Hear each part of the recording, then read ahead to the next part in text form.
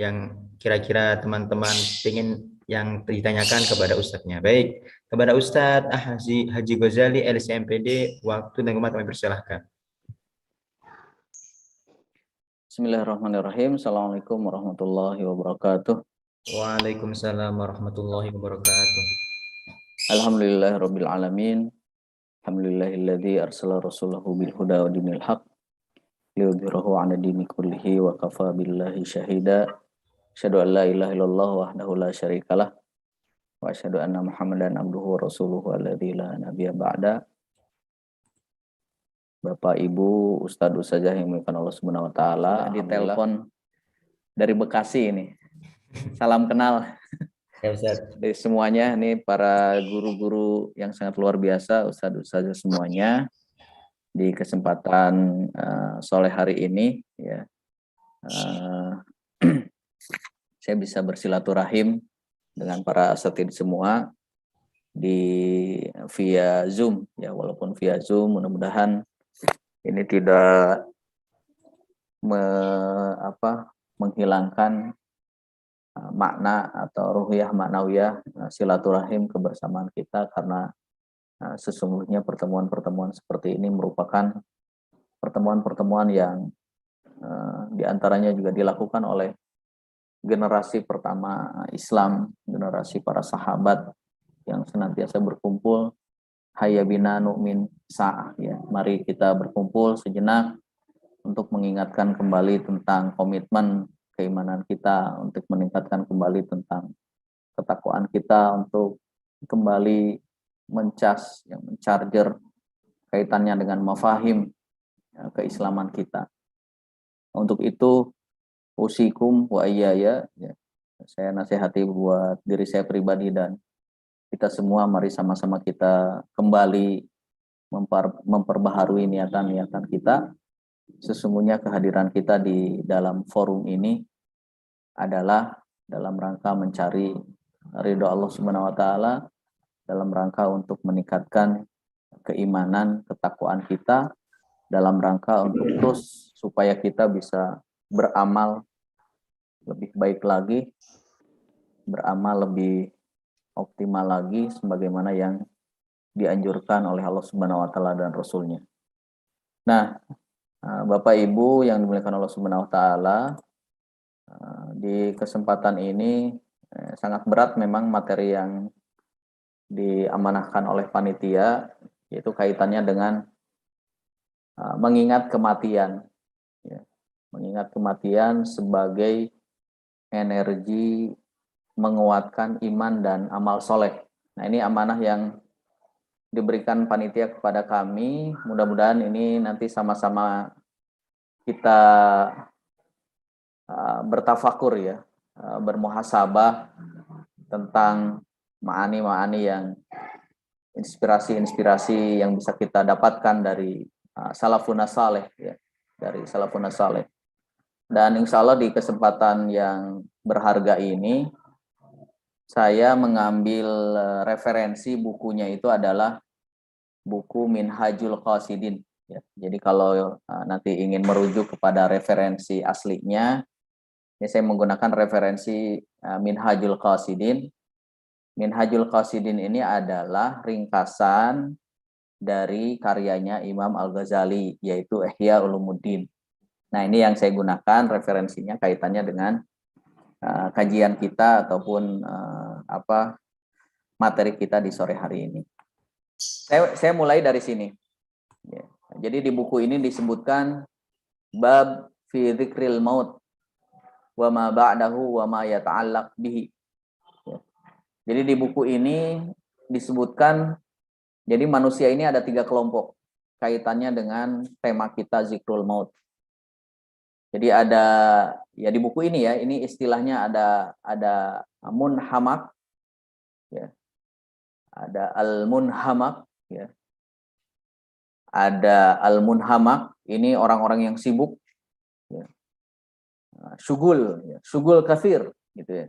Sangat sibuk sampai akhirnya tidak ingat yang namanya kematian, ya. Lupa gitu, seakan-akan dia akan hidup selamanya di dunia. Nah, ini disebut istilahnya itu adalah al-munhamak, ya. Kemudian ada kelompok yang kedua. Kelompok yang kedua itu adalah at-taib. At-taibu. Fa innahu yukthiru zikrul maut. Ini adalah orang-orang yang senantiasa bertaubat. Kelompok orang-orang yang senantiasa bertaubat, yang banyak zikrul maut. Fa innahu yukthiru zikrul maut. Sehingga hatinya merasa khasyah. Hatinya merasa khasyah, hatinya merasa khauf, takut pertemuan dengan Allah Subhanahu wa taala. Dalam sebuah hadis sahih disebutkan di sini adalah man karaha liqa Allah karahallah liqa'ahu. Barang siapa yang membenci bertemu dengan Allah, maka Allah pun akan membenci bertemu dengan hambanya. Ya, artinya bahwa zikrul maut ini merupakan sebuah fenomena ya dalam kehidupan kita sebagai manusia. Ya, jadi yang kedua ini adalah at-taibu, orang yang senantiasa bertaubat. Nah, kemudian yang ketiga, kelompok yang ketiga yang disebutkan di dalam buku ini adalah al-arifu. Itu dalamnya lebar, Pak. Adalah al-arifu. Al-arifu ini adalah yang mengetahui hakikat kematian. Hakikat kematian. Bahwa kelompok yang ketiga ini adalah al-arifu. Ya. Al-arifu ini adalah mereka mengetahui hakikat kematian. Bahkan kelompok yang ketiga ini adalah mereka yang senantiasa rindu dengan yang namanya kematian, ya, karena mereka rindu dengan Allah Subhanahu wa taala. Ya. Kalau kita merenungi dari tiga kelompok manusia ini, pertanyaan bagi kita termasuk kelompok yang mana? Apakah kelompok orang-orang yang sibuk, ya, sampai tidak ingat sama sekali yang namanya kematian akan menghampiri kita, atau kita kelompok yang kedua yang senantiasa bertaubat kepada Allah Subhanahu wa taala, dan atau kita yang kelompok yang ketiga, kita rindu dengan kematian ini karena dengan kematian kita akan bertemu Allah Subhanahu wa taala. Ini sebagai evaluasi bagi kita semua. Di dalam poin berikutnya kita mengenal hadis-hadis sahih yang menjelaskan kepada kita tentang keutamaan zikrul maut. Nah, sebenarnya hadis-hadisnya sangat banyak, tapi saya di sini hanya mengutip dua hadis. Yang pertama adalah hadis Abu Hurairah, hadis sahih dari At-Tirmizi, An-Nasai, dan Ibnu Majah. Nah, disebutkan bahwa Rasulullah Shallallahu Alaihi Wasallam bersabda, "Aktsiru dzikru hadamil lazzat." Ya, perbanyaklah mengingat yang merusak atau yang menghilangkan kenikmatan. Apa itu? Yaitu al-maut, kematian. Atau di hadis yang kedua, Ibnu Umar radhiyallahu an menyebutkan anna Nabiya sallallahu alaihi wasallam ketika ditanya ayul mu'minuna aqyas, siapa mukmin yang paling beruntung? Rasulullah menjawab, aktsaruhum lil mauti dzikra. Mereka yang banyak mengingat kematian. Wa asyadduhum isti'dadan lahu. Dan mereka yang sangat serius bersungguh-sungguh untuk mempersiapkan kematian. Ulaika humul aqyas. Mereka itulah orang-orang yang al-aqyas, yang paling beruntung. Jadi dua kata kunci di dalam hadis ini yang disebut oleh Rasulullah itu adalah al-aqyas, yang paling beruntung di dunia ini adalah yang selalu mengingat kematian dan bersungguh-sungguh serius mempersiapkan kematian. Nah, ini yang sangat luar biasa yang dicontohkan oleh generasi pertama Islam. generasi sahabat, generasi binaan atau berkat pendidikannya, tarbiyahnya Rasulullah Sallallahu Alaihi Wasallam. Beberapa riwayat yang lain dijelaskan seperti ini. Misalkan Hasan Basri mengatakan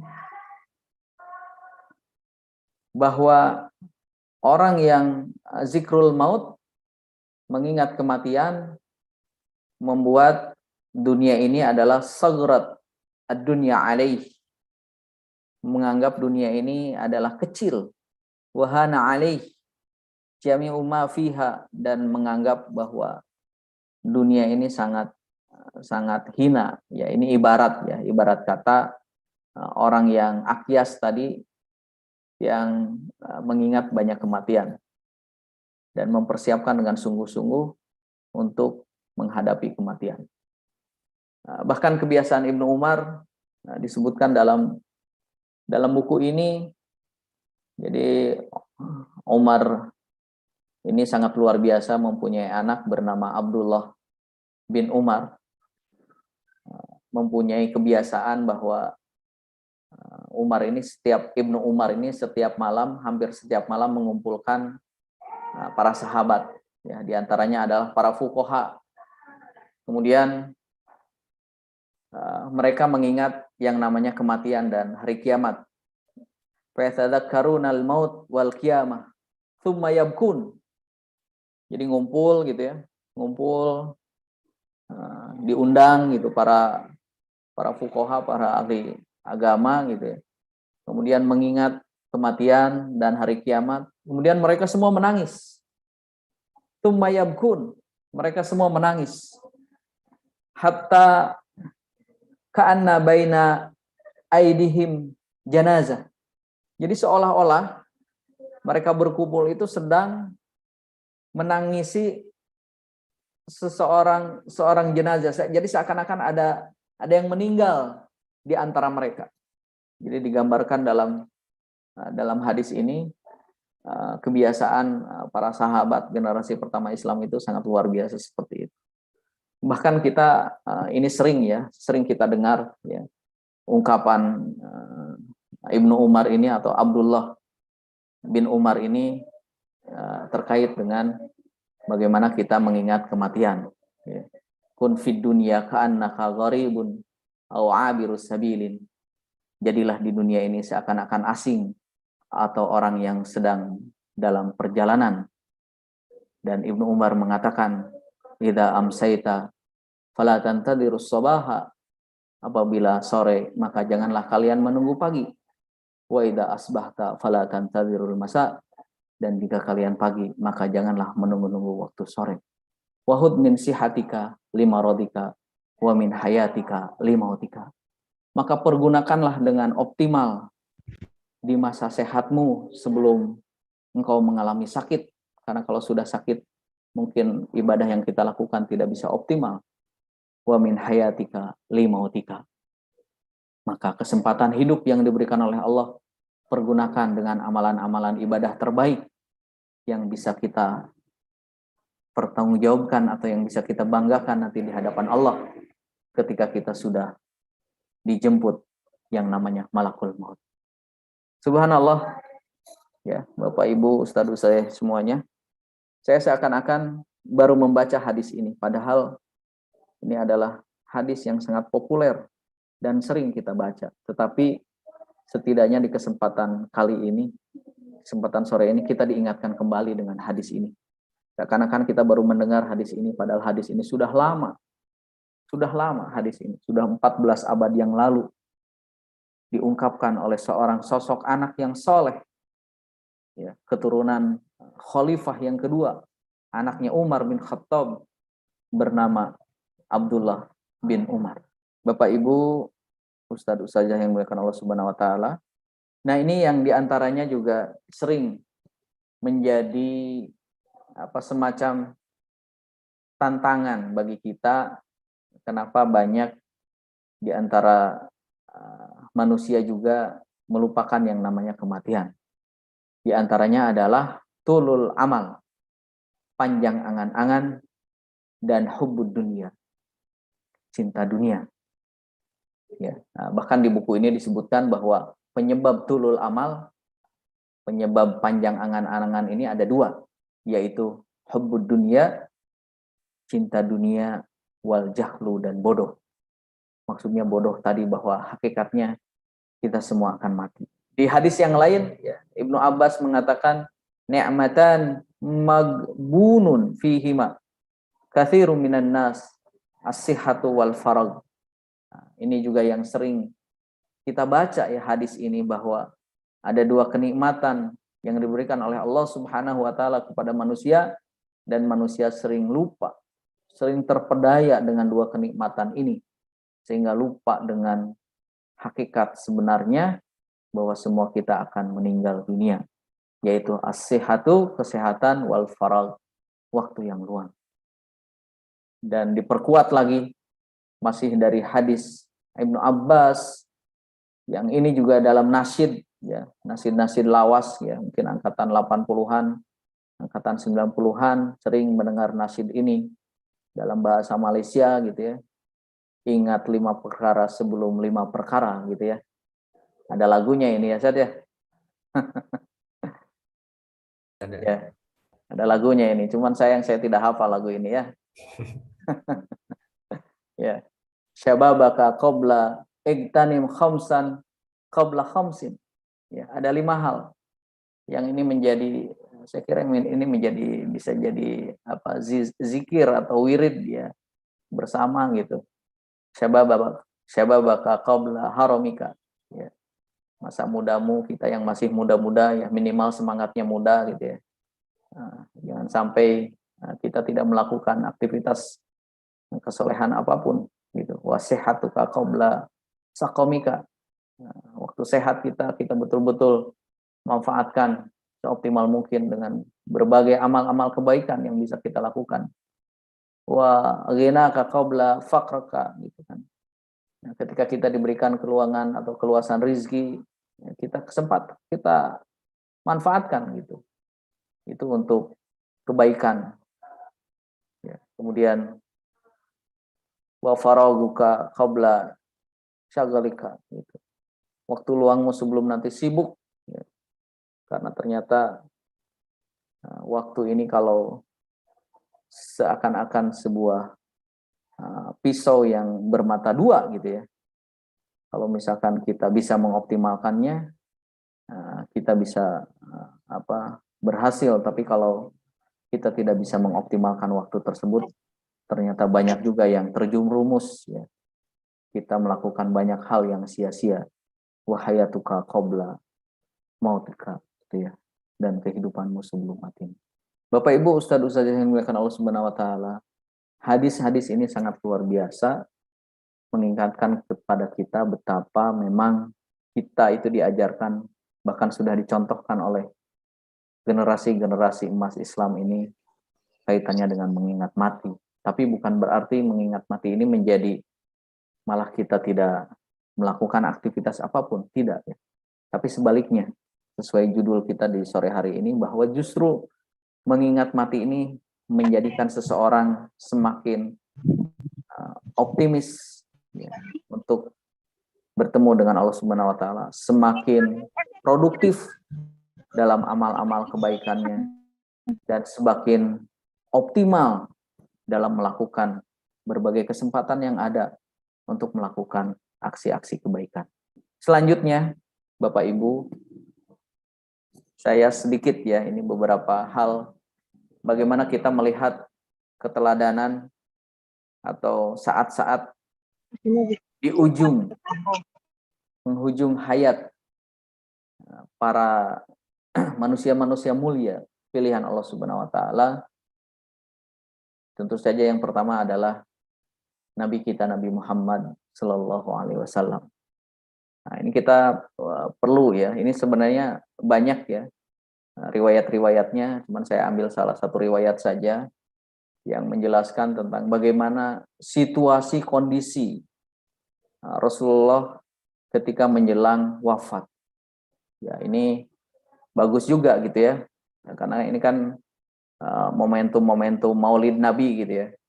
Kalau Maulid Nabi kan kelahiran, tapi kita juga harus mengetahui secara utuh ya, dari mulai kelahiran sampai bagaimana Rasulullah Shallallahu Alaihi Wasallam meninggal dunia. Ya. Setidaknya ada beberapa catatan ya yang saya ambil dari buku ini. Di antaranya adalah bahwa Rasulullah Shallallahu Alaihi Wasallam saat meninggal itu berada di pangkuan istri tercintanya, yaitu Aisyah radhiyallahu anha. Jadi kalau misalkan sekarang kita sebagai bapak, sebagai seorang ayah, sebagai seorang suami, kita bisa membayangkan bagaimana ketika kita meninggal dunia nanti, kita meninggal di pangkuan istri kita. Atau misalkan kalau seorang istri, kita membayangkan bahwa ketika kita meninggal dunia nanti di pangkuan suami kita. Ini catatan yang saya tulis dari kisah yang saya ambil di buku ini tentang peristiwa meninggalnya Rasulullah Shallallahu Alaihi Wasallam. Catatan yang kedua, bahwa ternyata Rasulullah ini sebelum wafat didatangi oleh malaikat Jibril 3 hari berturut-turut. Jadi tiap hari datang malaikat Jibril mengabarkan tentang kematian Rasulullah. Hari pertama datang, Rasulullah, apa yang kau rasakan? Gitu ya kan. Ceritakan ini. Lumayan ini hadisnya panjang gitu ya. Apa yang kau rasakan? Rasulullah menjawab, saya merasakan sesuatu yang sangat berat. Gitu kan. Saya sangat berat merasakan sesuatu yang ada di dada saya, sangat berat. Saya merasakan sesuatu yang berat.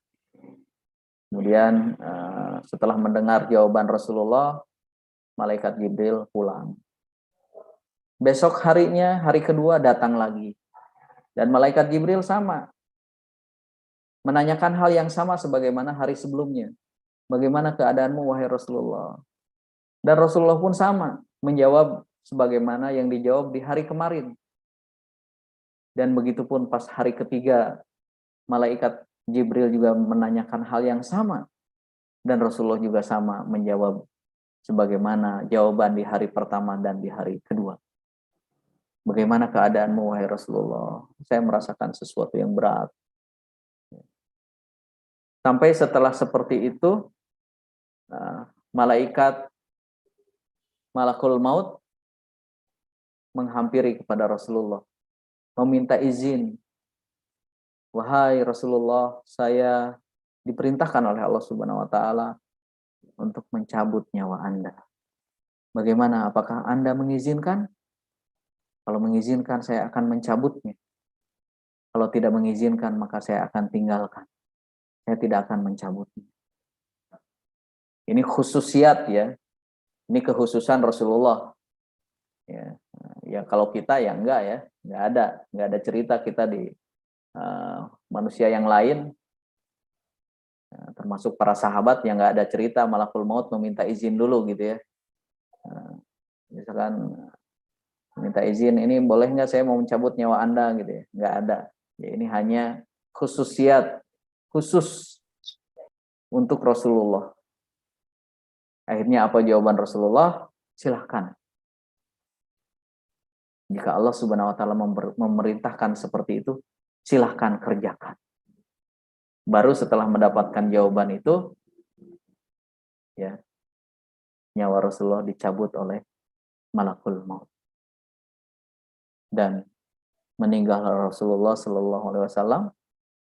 Kemudian diceritakan para malaikat, malaikat Jibril, malaikat Ijrail, malaikat yang lain-lain, bahkan hampir seluruh malaikat, ya, seluruh malaikat mendoakan Rasulullah Shallallahu Alaihi Wasallam. Dan Rasulullah meninggal sebagaimana tadi disebutkan dalam pangkuan istri tercinta, yaitu Sayyidah Aisyah radhiyallahu anha. Bagaimana kisah wafatnya Abu Bakar As-Siddiq? Ini sahabat Rasulullah paling dekat, khalifah pertama yang menggantikan Rasulullah Shallallahu Alaihi Wasallam. Sebelum meninggal, Abu Bakar berwasiat bahwa nanti yang akan menggantikan Abu Bakar adalah Umar, langsung berwasiat kepada Umar. Dan saat Abu Bakar dalam kondisi sakaratul maut, menyebutkan ayat Al-Quran yaitu surat Qaf ayat 19, wa ja'at sakratul maut bil haqqi dzalika ma kuntu minhu tahid, dan datanglah sakaratul maut dengan sebenar-benarnya, itulah yang kamu selalu lari daripadanya. Jadi Aisyah juga membersamai ayahandanya yaitu Abu Bakar As-Siddiq ketika ayahnya akan dicabut nyawanya oleh malakul maut. Abu Bakar berkata, lihatlah kedua pakaianku, cucilah dan bungkuslah aku dengannya. Karena yang hidup membutuhkan yang baru daripada yang mati. Abu Bakar mengatakan seperti itu.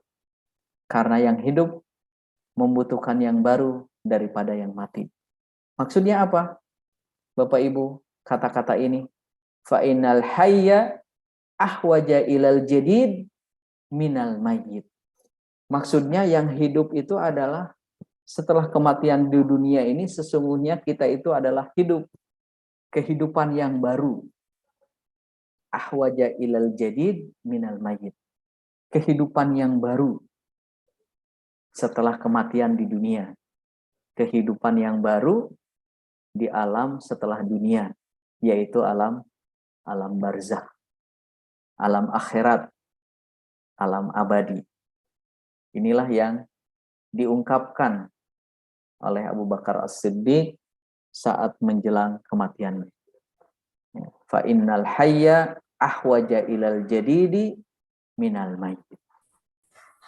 Kemudian yang selanjutnya bagaimana Umar Ibnul Khattab radhiyallahu anhu.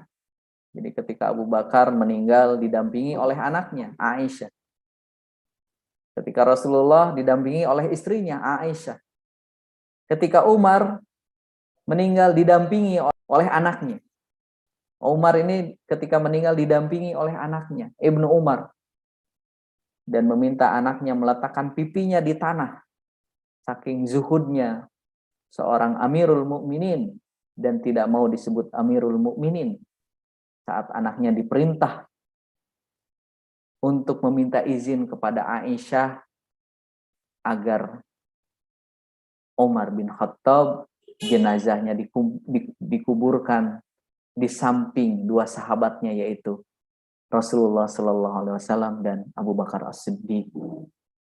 Dan tentu saja Aisyah mengizinkan Umar bin Khattab jenazahnya dikuburkan di dua sahabat terdekatnya yaitu Rasulullah dan Abu Bakar As-Siddiq. Sangat luar biasa. Dan kita tahu bahwa Umar bin Khattab meninggal ditikam oleh seorang Yahudi bernama Abu Lu'lu'ah. Bagaimana wafatnya Utsman bin Affan radhiyallahu anhu?